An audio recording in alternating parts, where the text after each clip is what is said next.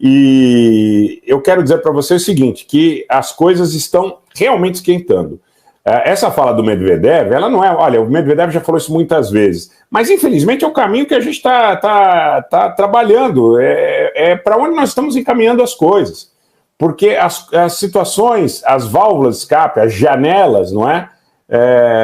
Estão ficando cada vez mais fechadas. Se por um lado não está claro qual seria o cronograma de adesão da Ucrânia à OTAN, está claro, como eu já tinha antecipado, que eles dizem que a Ucrânia fará parte da OTAN.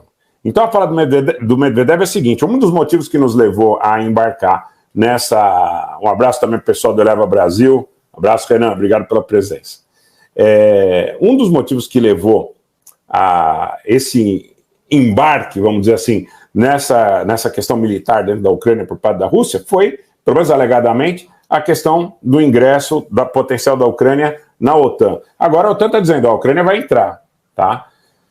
Ainda que eles não aceitem agora, porque eles sabem que iriam para um embate direto, para uma guerra catastrófica, esse é um ponto que precisa ser discutido, viu, gente? Porque pode não deixar saída para um acordo pacífico. Obrigado, Cândido Abreu, um abraço. E que pode não deixar saída para uma situação de um desfecho pacífico. Então a fala do Medvedev é muito pertinente. Pode ser que nesse momento ainda não aconteça, porque você tem uma sucessão de encadeamento de fatos pela frente ainda. Mas todo encadeamento de fato está sendo montado para que isso aconteça.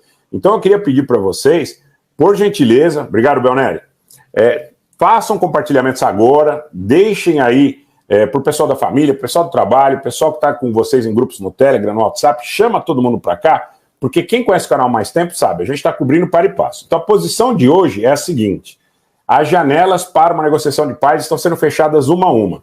Há um progresso gradativo na situação de conflagração que pode ser um caminho sem volta. Hoje, um ponto importante, que na região de Zaporídia, os ucranianos já teriam usado, segundo a RIA Novosti, segundo a TASS, eles já teriam usado a chamada munição cluster. E os russos já responderam, inclusive através de uma fala do Shoigu, que os russos se sentem liberados para usar também a munição cluster contra as tropas ucranianas.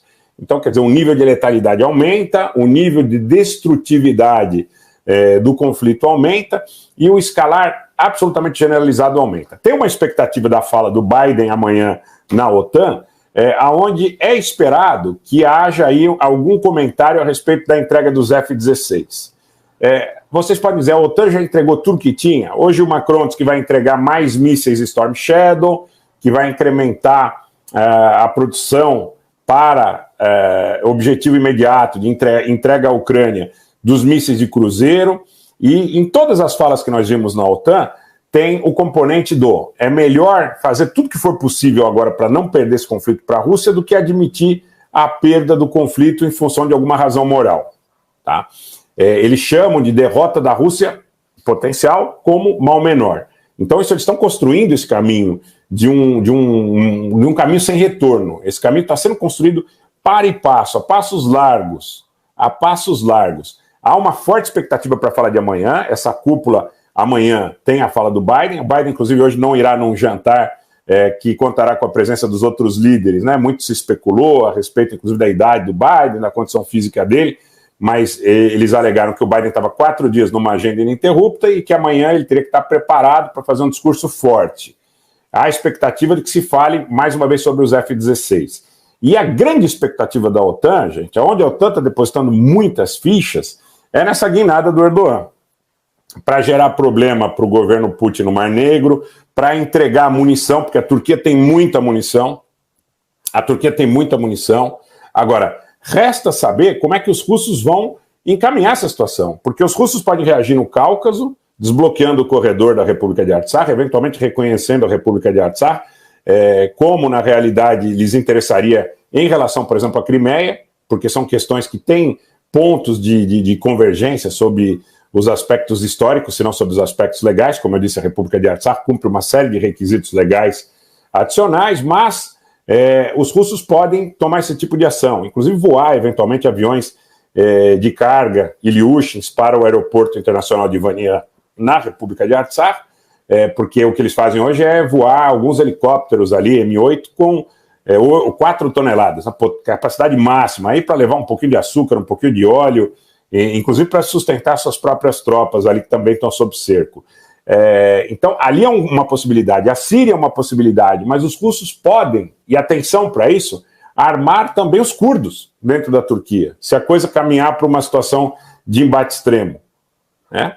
E você tem os curdos da Síria, já faz algum tempo que se especula que os russos estariam dando apoio logístico e suporte para o YPG e para o PYD, na região do chamado Chifre Curdo, Rojava, onde há também populações árabes, há populações cristãs, pelo menos havia antes do conflito, importantes. Não é uma região homogênea a nível de presença curda, mas nós não podemos esquecer que ali também tem poço de petróleo com tropas dos Estados Unidos.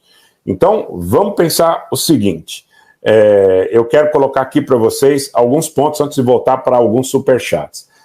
Esse acirramento entre a Turquia e a Rússia, potencialmente, ele é amplamente destrutivo, mas não é alguma coisa impossível, efetivamente. Olha, no primeiro momento, todo mundo dizia, o Peskov foi à televisão turca, falando em turco, dizendo que não, porque não iria haver ruptura com a Turquia, que entende os interesses da Turquia em relação à entrada da Suécia, mas a coisa está se deteriorando. E as próprias falas do Erdogan parece que encaminham as coisas nessa direção. Agora, a Turquia está falida virtualmente, então ela é dependente do sistema do dólar e ela é muito dependente da economia dos países da Europa Ocidental, dos Estados Unidos, da Grã-Bretanha e de outros aliados dos Estados Unidos extra-OTAN. Então há possibilidade de que o fenômeno lá do século XIX, da Guerra da Crimeia, onde você tinha uma aliança do Império Turco-Otomano com os britânicos contra o Império Russo, se repita. Só que agora é muito perigoso, porque agora a gente está falando de países que têm arsenais nucleares.